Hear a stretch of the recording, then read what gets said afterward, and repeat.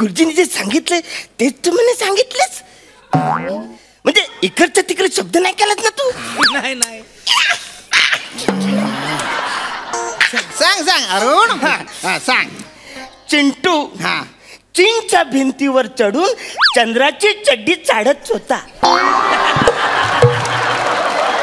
चौथा करून टाकला वाक्याच्या पार तो.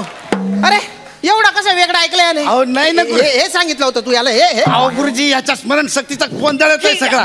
गुरुजी मी याला बरोबर वाक्य सांगितलं होतं. टुंड्रा प्रदेशात चिंटू कांगारू सोबत चिकू खात खात नाचत होता. पाय ना हुशार खाता ना.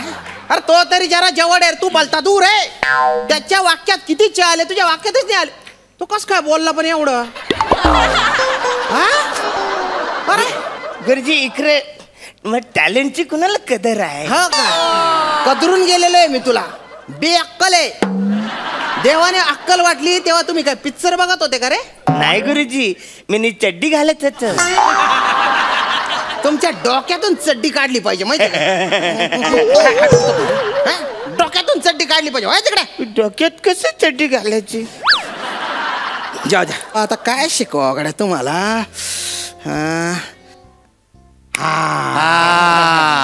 मला एक लक्षात आले बा की तुम्ही ना भलताच विचार करता.